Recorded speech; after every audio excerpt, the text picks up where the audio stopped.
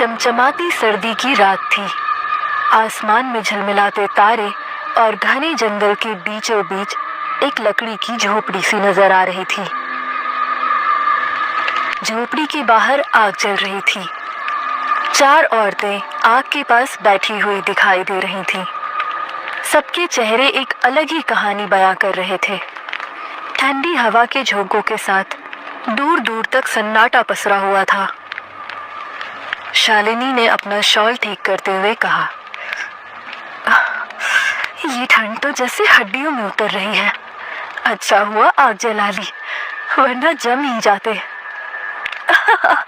ठंड तो है, पर डरावनी कहानियां सुनने के लिए ये मौसम परफेक्ट है। क्यों ना कुछ दिलचस्प कहानियां सुनाई जाए? हाँ, लेकिन डरावनी होनी चाहिए, ऐसी कि रोंगटे खड़े हो जाए। तभी जंगल के पथरीले रास्ते पर कदमों की आहट सुनाई दी। सभी औरतें चौकन्नी हो गईं। ये आवाज कैसी थी? तभी अंधेरे से एक लड़की अपने बैकपैक के साथ आती हुई दिखाई दी। उसने गर्म जैकेट पहन रखी थी और वह कांपती हुई झोपड़ी की ओर बढ़ रही थी। मुझे माफ करिएगा, मैं अपनी मंजिल से रास्ता भटक गई हूँ। क्या मैं थोड़ी देर यहाँ रुक सकती हूँ? आओ, बैठो। यहाँ सभी अपनी आखिरी मंजिल जानने के लिए ही रुके हैं। यहाँ आराम से बैठो और आग के पास गर्मी ले लो।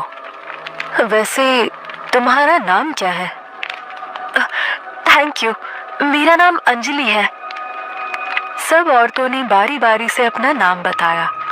अंजलि को देखकर माहौल थोड़ा सहज हो गया। तो अब पहले कौन कहानी सुना रहा है?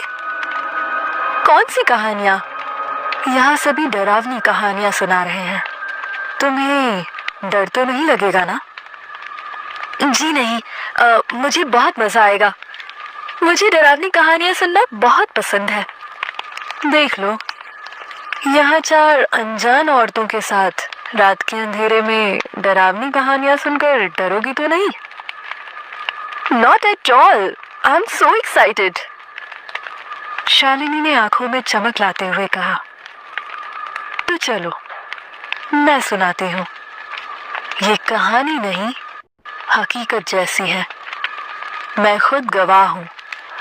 कहानी सुनने के बाद शायद आप सब यकीन न कर पाए। अजय और अंकिता की कहानी।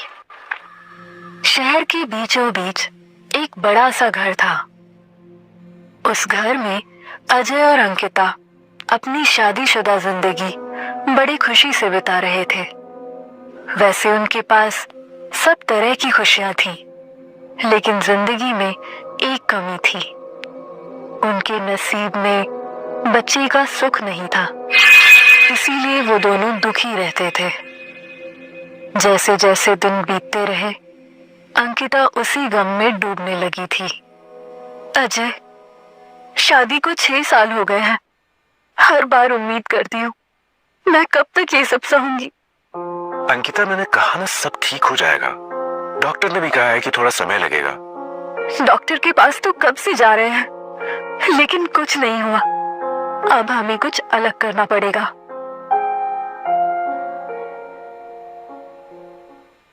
अंकिता ने एक दिन अजय को एक तांत्रिक के बारे में बताया, जो उन्हें बच्चे को पाने के लिए मदद कर पाए। पहले तो अजय ने उसे मना किया, लेकिन उसकी जिद के आगे आखिर उसको भी हार माननी पड़ी और वो दोनों उस तांत्रिक के पास गए। एक सुनसान कुटिया थी जहां तांत्रिक मंत्र पढ़ रहा था। दीवारों पर अजीबोगरीब चित्र और खोपड़ियां लटकी हुई थीं। उन दोनों ने तांत्रिक को उनकी परेशानी बताई। वो सुन के तांत्रिक ने गंभीर स्वर में कहा, तुम्हारे नसीब में संतान है, लेकिन रास्ता कठिन है। इसके लिए तुम्हें एक औरत की बलि देनी होगी। उसकी आत्मा तुम्हारे बच्चे के रूप में जन्म लेगी। अजय और अंकिता के चेहरों पर दुविधा के भाव थे, लेकिन अंकिता ने अजय को मना लिया। वो किसी भी हालत में अपना बच्चा चाहती थी और उसे पाने के लिए वो कुछ भी करने को तैयार थी।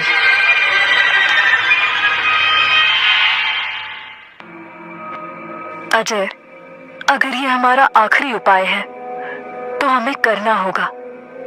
क्या तुम मेरे लिए ये नहीं कर सकते? तुम नहीं चाहते हमें अपना वारिस मिले? मैं चाहता हूँ, लेकिन किसी की बलि देना। अजय प्लीज, तुम्हें मेरे प्यार की कसम, पहले हम यही उपाय करके देखते हैं। मुझे यकीन है इस बार हमें सफलता जरूर मिलेगी। ठीक है, अगर तुम्हें यकीन है तो मैं तुम्हारा साथ दूंगा।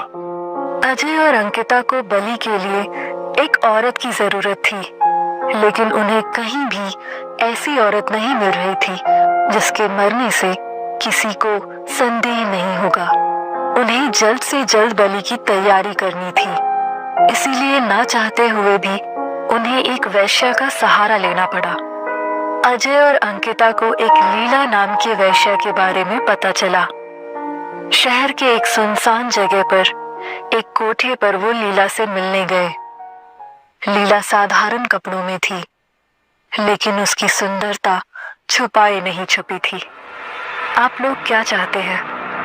हमें तुम्हारी मदद चाहिए, बदले में तुम्हें बहुत से पैसे मिलेंगे। पैसे से ज्यादा बस एक आम जिंदगी चाहती हूँ, लेकिन मुझे पता है वो मेरे नसीब में नहीं है। तुम्हें जो चाहिए वो तुम्हें दिलाने में हम तुम्हारी मदद करेंगे, लेकिन प्लीज हमारी मदद करो। बहुत सालों से मेरी कोख सूनी है, हमने बहुत प्रयास किए लेकिन कुछ नहीं हुआ। ये आखिरी मौका है हमारा, तुम्हें मेरे बच्चे को जन्म देना होगा। मैं तुम्हारा एहसान कभी नहीं भूलूंगी।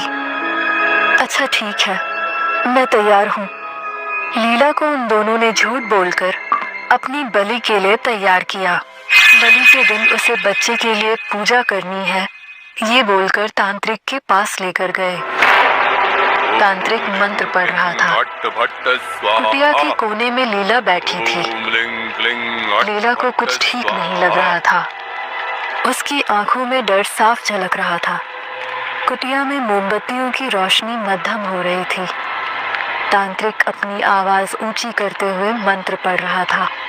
ओम लिंग क्लिंग अट्ट भट्ट स्वाहा, ओम लिंग क्लिंग अट्ट भट्ट स्वाहा। एक तेज हवा चलने लगी और कुटिया के अंदर चीजें गिरने लगी। लीला को कुछ समझ नहीं आ रहा था कि क्या चल रहा है। बलि का समय आ गया है, लेकर आओ। नहीं! की बात सुनकर लीला वहां से भागने की कोशिश करने लगी। तभी अंकिता ने उसे दबोच लिया और खींचकर उसे हवन के पास लेकर आई।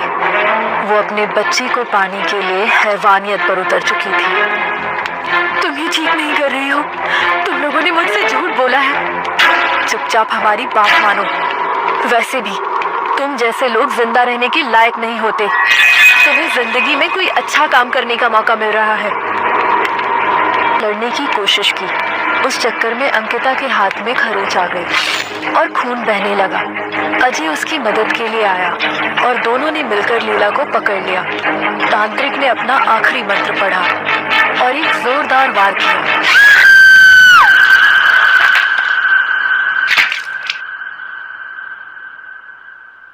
लेकिन तभी लीला की आत्मा उसकी आंखों से बाहर निकलकर सीधे अंकिता की ओर बढ़ गई। अंकिता ने डरते हुए कहा, ये क्या हो रहा है? वो आत्मा मेरी तरफ आ रही है। अजय! अजय!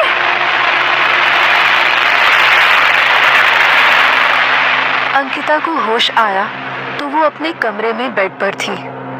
उसका पति अजय उसके पास बैठा था। उसके उठते ही अजय ने उससे कहा, अब सब ठीक हो गया है। मैंने उस तांत्रिक को पैसे दे दिए हैं और उस लीला के शरीर को भी ठिकाने लगा दिया है। मुझे लगा मैंने तुम्हें खो दिया। इतना कहकर अजय ने उसे गले लगा लिया। मैं अब ठीक हूँ मेरे प्यारे पति अजय, अब हम हमेशा साथ रहेंगे। अंकिता के चेहरे पर एक अजीब सी हंसी थी और उसकी नजरें सामने खड़े असली अंकिता की आत्मा पर थी। उस दिन लीला की आत्मा ने अंकिता के शरीर पर कब्जा किया और अंकिता की जान चली गई। बाकी औरतें खामोशी से उसकी तरफ देख रही थीं। ये कहानी तुम्हें कैसे पता? तुम? हाँ, मैं वही अंकिता हूँ जो अब आत्मा बनकर भटक रही है। मेरा शरीर मुझसे छिन गया और लीला अब मेरी जगह जी रही है।